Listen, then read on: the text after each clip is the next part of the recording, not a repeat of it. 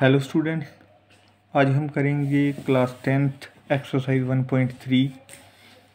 उससे पहले एक टॉपिक है हमारा इर्रेशनल नंबर। इर्रेशनल नंबर समझने से पहले मैं आपको थोड़ा सा रैशनल नंबर रिपीट करना चाहता हूँ कि रैशनल नंबर को क्या होते हैं। रैशनल नंबर मुझे पता है P/Q की फॉर्म में हम उनको लिख सकते हैं, जहाँ पे Q जो है वो ज़ीरो नहीं होना चाहिए, केवल नीचे वाला डिनोमिनेटर जो है वो ज़ीरो नहीं होना चाहिए, ऊपर कुछ भी हो सकता है। ठीक है, तो इसकी एग्जांपल्स क्या हैं? ज़ीरो, 0/1 लिख लो या ज़ीरो लिख दो, कोई फ़र्क नहीं पड़ता। -1/1 लिख दो या -1 लिख दो, कोई फ़र्क नहीं पड़ता। 3/2 नीचे ज़ीरो नहीं है, रैशनल नंबर है। 4/5 नीचे ज़ीरो नहीं है, रैशनल नंबर है। 0.6783 रैशनल नंबर है। ठीक है, कैसे? क्योंकि हम डेसिमल को उड़ा सकते हैं, डेसिमल की जगह 1 आ जाता है और आगे जितने डिजिट होते हैं उतने ज़ीरो आ जाते हैं। तो नीचे ज़ीरो नहीं है, अकेला ज़ीरो नहीं है। ठीक है, 1 है साथ में। ठीक है, 10,000 है, ये ज़ीरो नहीं है केवल। ओके, सो ये रैशनल नंबर है। 7.38 इसको भी हम लिख सकते हैं 738/100, डेसिमल उड़ा दिया बस। ओके, 0.6 के ऊपर बार हमारा आ जाएगा 0.6/9। 9th क्लास में आपने पढ़ा है वैसे। ठीक है, लेकिन आप चाहो तो एक बार फिर से मैं रिपीट करवा दूंगा आपको बाद में। ठीक है, 6.9, ये जो रिपीटिंग डेसिमल होते हैं, एक ही डिजिट रिपीट हो रहा है तो उतने ही 9 हम नीचे लगा देते हैं जितने डिजिट रिपीट हो रहे हों। ठीक है, तो हमारा आ गया 6.9, काट के आ गया 2.3। 2.3 को फिर से आप डिवाइड करोगे तो यही आपको फिर से प्राप्त होने लगेगा। ठीक है, सो ये भी हमारा रैशनल नंबर है। ऐसे ही हम 70.35 35 35 ये नेवर एंडिंग प्रोसेस चलती जा रही है। सो इसको भी हम रैशनल नंबर में ही काउंट करेंगे। इसको भी हम P/Q की फॉर्म में ला सकते हैं, जैसे कि इसको लेके आए हैं अभी अभी। ठीक है, सो ये सारे के सारे क्या हैं? Rational number. रैशनल नंबर में क्या क्या आते हैं? इंटीजर्स आते हैं, फ्रैक्शंस आते हैं, डेसिमल्स आते हैं, नॉन टर्मिनेटिंग रिपीटिंग डेसिमल्स आते हैं। ये थोड़ी सी टर्म लंबी है। नॉन टर्मिनेटिंग मतलब ख़त्म नहीं होते, और रिपीटिंग डेसिमल मतलब रिपीट होते रहते हैं, जैसे कि ये रिपीट हो रहा है। कोई 1 digit, 2 digit, 5 digit, 10 digit repeat होने लगी तो उनको हम क्या कहते हैं? Rational number. ओके, तो ये तो हो गए रैशनल नंबर। तो आपका टॉपिक क्या है? आपका टॉपिक है इर्रेशनल नंबर। क्या नंबर? कौन से number? Irrational number. Irrational number फिर कौन से होंगे? इर्रेशनल नंबर होंगे हमारे जो non terminating and non repeating decimals हो, जैसे कि स्क्वायर रूट वाले नंबर हो जाते हैं। ठीक है जी, स्क्वायर रूट वाले नंबर जो हैं वो हमारे कौन से होते हैं? Irrational number. स्क्वायर रूट, जिनका स्क्वायर रूट पूरा नहीं निकलता, उनको हम कभी भी P/Q की फॉर्म में नहीं लिख सकते, इसीलिए इनको कहते हैं इर्रेशनल नंबर। एक और नंबर है यहाँ पे बड़ा इंटरेस्टिंग सा, पाई। ओके, 9th क्लास में आपने पढ़ा भी था कि पाई को हम इर्रेशनल नंबर क्यों कहते हैं, क्योंकि इसकी वैल्यू क्या है? वैसे पाई की वैल्यू है circumference/d। ये तो भाई रैशनल हुआ, तो ये रैशनल कैसे हो गया? ठीक, ये आपके लिए क्वेश्चन है। मैं बाद में कभी डिस्कस करूँगा ज़रूर इसको, अभी शायद इसी एक्सरसाइज में आगे जाके कर दूँ। ठीक है, चलिए शुरू करते हैं हमारी एक्सरसाइज 1.3 के √5 जो है वो इर्रेशनल नंबर है, इसको हमने प्रूव करना है। सो प्रूव करने के लिए हमने सबसे पहले क्या किया? हमने सबसे पहले किया to prove that √5 is a rational number contrary, on the contrary we will assume that √5 is a rational number. हमने मान लिया कि ये रैशनल नंबर है। अगर ये रैशनल नंबर है तो हम कैसे लिख सकते हैं इसको? P/Q की फॉर्म में। P/Q की फॉर्म में लिखते वक्त एक चीज़ ध्यान में रखनी होती है कि मैं लिखूँ मान लो 6/9, क्या ये रैशनल नंबर है? नहीं, ये भी रैशनल नंबर नहीं है। क्यों? क्योंकि इसमें अभी कॉमन फैक्टर है क्या? 3। 3 2 जा 6 एंड 3 3 जा 9। ओके, सो ये जो 2/3 बना ये रैशनल नंबर है। ये रैशनल नंबर इक्विवेलेंट तो है लेकिन अभी रैशनल नंबर नहीं बना है। ठीक है, सो रैशनल नंबर बनाने के लिए हमें कॉमन फैक्टर जो है, हाईएस्ट कॉमन फैक्टर जो है उसको 1 तक लेके आना होता है, ठीक है। सो HCF जो है हमारा 1 होना चाहिए न्यूमरेटर और डिनोमिनेटर का, तभी हम उसको रैशनल नंबर कहते हैं, ठीक है जी। तो इसका मतलब ये हुआ कि 2 नंबर यहाँ पे एग्जिस्ट करते हैं। अगर √5 को हम रैशनल नंबर मानते हैं तो 2 नंबर ऐसे को प्राइम नंबर्स तो वो होते हैं जिनका HCF जो है वो 1 हो, ठीक है। कोई और टेबल के साथ वो ना कटें, कोई और टेबल कॉमन ना हो, केवल 1 का टेबल कॉमन हो, तो वो जो है वो को प्राइम नंबर्स होते हैं। हमने मान लिया कि वो नंबर कौन से हैं, A and P with no common factor such that, okay. क्या हुआ, 105 को हमने रैशनल माना तो ये कैसा हो गया, A/B की फॉर्म में। यहाँ पे B जो है वो नॉट इक्वल टू 0 है, ठीक है। हियर अगेन वी राइट, मैं फिर से लिख रहा हूँ ताकि आपको कोई बाद में परेशानी ना हो कि A एंड B कोई भी कॉमन फैक्टर में नहीं है, ये दोनों क्या हैं, को प्राइम नंबर्स हैं, ठीक है। सो इसका मतलब कि A को इस साइड पे छोड़ा और B को हम दूसरी साइड पे ले गए, A जो है 1/5 B के बराबर हो गया, ठीक है। हमने क्या किया, स्केयर कर दिया, A स्केयर √5 का स्केयर किया तो 5 आ गया, B स्केयर आ गया था साथ में। अभी 1.3 थ्योरम हमें कहती है, 1.3 थ्योरम आप पढ़ोगे तो आपको पता चलेगा, मैं आपको बता देता हूँ, ठीक है। बताने के बाद अगर आप पढ़ोगे तो अच्छे से समझ आएगा। वो थ्योरम हमें क्या कहती है कि अगर कोई चीज़ किसी चीज़ के स्क्वायर का फैक्टर है, अगर कोई डिजिट किसी चीज़ के स्क्वायर का फैक्टर है तो वो चीज़ उस सिंपल डिजिट का भी फैक्टर होगी। जैसे कि 5 यहाँ पे √5 यहाँ पे A स्क्वायर का फैक्टर आ रहा है। देखो A स्क्वायर को मैं लिख रहा हूँ 5 मल्टीप्लाई समथिंग, इसका मतलब कि 5 जो है वो इसका फैक्टर है, ओके। यही ना इसका लिखने का मतलब। हम लिखते थे कि मान लो कि मैंने लिखा यहाँ पे 12 को कैसे लिख सकता हूँ मैं, मान लो 2 × 6 लिख लिया, इसका मतलब 2 जो है वो 12 का फैक्टर है और 6 भी 12 का फैक्टर है। ऐसे ही मैं लिखता हूँ 14, 2 × 7, इसका मतलब 2 भी 14 का फैक्टर है और 7 भी 14 का फैक्टर है। इसी तरह अगर A स्क्वायर को लिख रहा हूँ मैं 5 × B स्क्वायर, इसका मतलब 5 जो है वो A स्क्वायर का फैक्टर है। थ्योरम 1.3 हमें क्या कहती है कि 5 अगर A स्क्वायर का फैक्टर है तो 5 A का फैक्टर भी है, ठीक है। अगर वो स्क्वायर का फैक्टर है तो वो सिंपल नंबर का भी फैक्टर होगा, ओके। तो हमने क्या यहाँ से गेट किया कि 5 जो है वो A का भी फैक्टर है। अगर A का फैक्टर है तो हम उसको A को कैसे लिख सकते हैं, 5C के बराबर। कोई और नंबर हमने मान लिया C, ठीक है। A को मैं कैसे लिख सकता हूँ, 5 × C, ओके। तो 5C जो है वो मैंने 1 पे यहाँ पे A की जगह पे पुट कर दिया, 5C का स्क्वायर यहाँ पे आ गया 5B का स्क्वायर। 5 का स्क्वायर कितना आ गया जी, 25 × C स्क्वायर, 5B स्क्वायर इधर आ गया। अभी ये वाला 5 जो है ये मैं 25 के नीचे लाया, कट किया तो 5 बच गया। इसका मतलब B को लिख सकता हूँ मैं, B स्क्वायर को लिख सकता हूँ 5C के बराबर। B स्क्वायर को किसके बराबर लिख सकता हूँ, 5C के बराबर। तो मुझे क्या यहाँ से मिला कि B स्क्वायर का फैक्टर 5 है, B स्क्वायर का फैक्टर 5 है। फिर से वही बात, पहले वाली बात जो ऊपर की हमने कि 2 अगर 12 का फैक्टर है, 12 को हम लिख सकते हैं 2 × 6, तो इसका मतलब 2 12 का फैक्टर है। 14 को लिख सकते हैं 2 × 7, तो 2 14 का फैक्टर है, 7 14 का फैक्टर है, ठीक है। सो ऐसे ही हमने यहाँ से गेट किया कि अगर B स्क्वायर को हम 5C के बराबर लिख रहे हैं, 5C स्क्वायर के बराबर लिख रहे हैं, तो 5 जो है वो B स्क्वायर का फैक्टर है।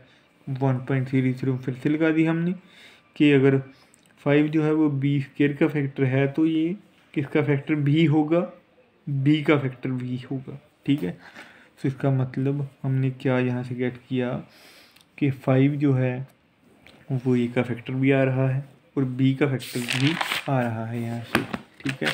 तो हमने क्या यहाँ से गेट किया, here we get A and B have a common factor 5 A का फैक्टर भी है और B का फैक्टर भी है। लेकिन हमने शुरू में क्या माना था, what we assume that a and b are coprime, हमने माना था कि ए एंड बी जो है वो को प्राइम है। मैंने आपको बता भी दिया था कि को प्राइम क्यों है, क्योंकि ये रैशनल नंबर बनाने के लिए हमने यूज़ किए थे। सो यहाँ से ये कॉन्ट्राडिक्शन कहाँ से आ गई? कॉन्ट्राडिक्शन हमारी सबसे पहली लाइन से आई कि √5 को हमने रैशनल नंबर माना था। ठीक है, सो सारी डिस्कशन से हमें क्या मिला? हमें मिला कि √5 जो है वो इर्रेशनल नंबर है। √5 जो है वो इर्रेशनल नंबर है। मैं फिर से रिपीट कर रहा हूँ। ठीक है, सेकंड सम पे चलते हैं। सेकंड सम क्या है हमारा? 3 + √2 इज़ एन इरेशनल नंबर। ठीक है, ये हमें कुछ समझाना चाह रहे हैं। ये मैं आपको ये सम करके बाद में बताऊंगा। ठीक है, क्या समझाना चाह रहे हैं हमें। ठीक है, ओके। सो फिर से हमने वही किया, हमने कॉन्ट्रेरी एज्यूम कर दिया कि ये एक रैशनल नंबर है। रैशनल नंबर है तो हमने क्या किया कि ए एंड बी को प्राइम नंबर्स हैं, दो ऐसे हैं जो हम इनको लिख सकते हैं ए और बी, क्योंकि ये सारे का सारा हमारा क्या है? Rational number. 3 को साइड पे ले गए, माइनस हो गया। अभी 2 को भी साइड पे ले गए, a/2b, और 2 जो है वो दोनों के नीचे आ गया। तो अभी a and b are integers, 3 and 2 are integer, ये भी 2 इंटीजर। इंटीजर को इंटीजर से डिवाइड किया, माइनस इंटीजर से ही माइनस कर दिया, इंटीजर और पॉन इंटीजर से ही माइनस कर दिया, मतलब रैशनल माइनस रैशनल, वो भी रैशनल ही होगा, है ना। तो इसका मतलब a and b both are integer, so this full number is a rational number. इसका मतलब ये रैशनल है तो ये भी रैशनल है। लेकिन अभी अभी हम प्रूव करके आए हैं कि √5 जो है वो क्या है? इरेशनल, है ना। हमने अभी अभी प्रूव किया है कि क्या है? √5 जो है वो इरेशनल नंबर है। √5 जो है वो इरेशनल नंबर है। सो इसका मतलब कि ये पूरी का पूरी संख्या ही जो है वो इरेशनल है। हमारी सपोजिशन रोंग थी। क्या रोंग थी? कि हमने इनको रैशनल नंबर माना। ठीक है, हमारी सपोजिशन रोंग थी कि हमने इनको रैशनल माना। This contradiction occurs due to our supposition that 3 + 2 √5 is a rational number. So by our discussion we get that 3 + √2 √5 is an irrational number। यहाँ पे हमें समझाने की क्या कोशिश कर रहे हैं वो, कि अगर हम किसी रैशनल नंबर को इर्रेशनल नंबर से प्लस करते हैं या किसी रैशनल नंबर को इर्रेशनल नंबर से मल्टीप्लाई करके फिर रैशनल में प्लस करते हैं तो जवाब हमारा इर्रेशनल ही रहेगा। मैं आपको सिंपल टर्म में बता देता हूँ कि इर्रेशनल नंबर को हम रैशनल नंबर से मल्टीप्लाई कर लें, डिवाइड कर लें, प्लस कर लें, माइनस कर लें, जवाब हमारा इर्रेशनल ही रहेगा। ठीक है, मैं फिर से रिपीट कर रहा हूँ कि रैशनल नंबर को हम किसी भी नंबर से डिवाइड कर लें, मल्टीप्लाई कर लें, माइनस कर लें, प्लस कर लें, कोई भी फंक्शन लगा लें हम, वो जवाब हमारा इर्रेशनल ही रहेगा। ठीक है, इसलिए ये पूरे का पूरा नंबर जो है वो इर्रेशनल नंबर हमारा बन चुका है। अभी हम अगले सम पे चलते हैं। ये सम मैं आपको शॉर्ट फॉर्म में ही कराऊंगा क्योंकि वीडियो बहुत लंबी हो रही है। ठीक है, prove that following numbers are irrational 1/√2। ये हमने पता करना है कि ये इर्रेशनल है। मैंने फिर से वही किया, a/b की फॉर्म में लिख लिया इसको।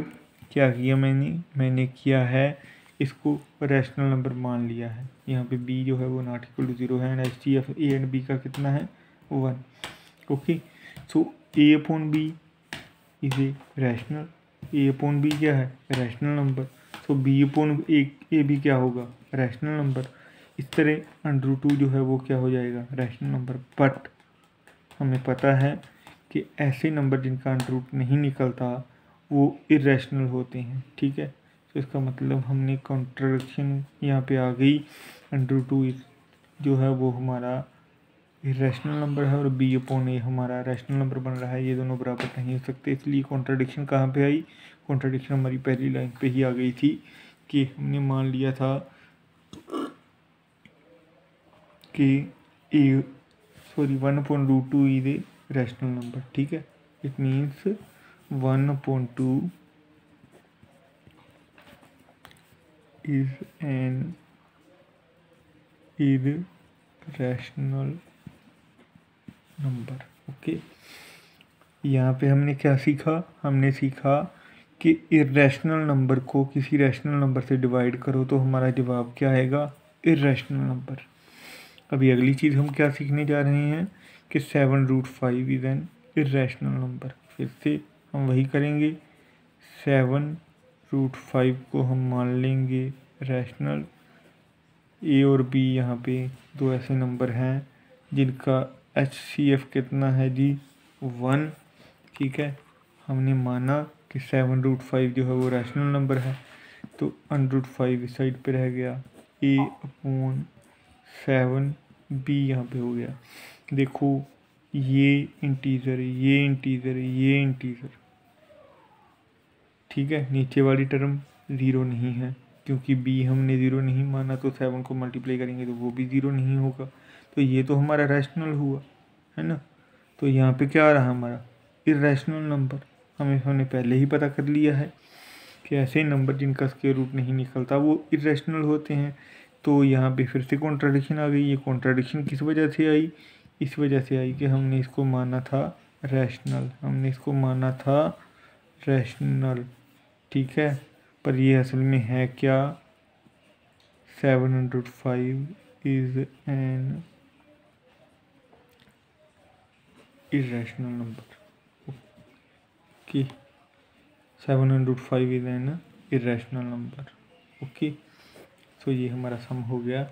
यहाँ से हमने क्या सीखा कि इर्रेशनल नंबर को किसी रैशनल नंबर के साथ, मतलब ऐसे नंबर जिनका स्क्वायर रूट नहीं निकलता, उनको हम किसी रैशनल नंबर के साथ मल्टीप्लाई करें तो हमारा जो जवाब है वो इर्रेशनल ही आएगा, ठीक है।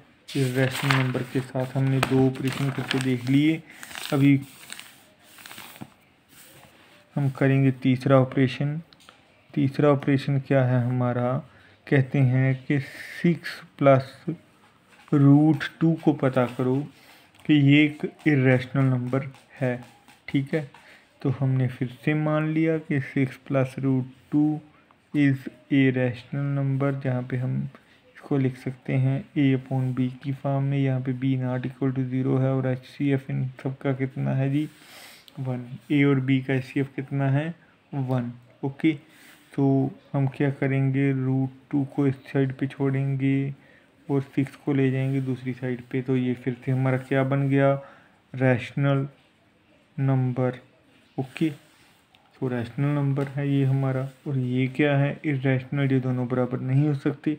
कॉन्ट्राडिक्शन आ गई, कॉन्ट्राडिक्शन आ गई। कॉन्ट्राडिक्शन कहाँ से आई? यहाँ से आई। हमने माना क्या?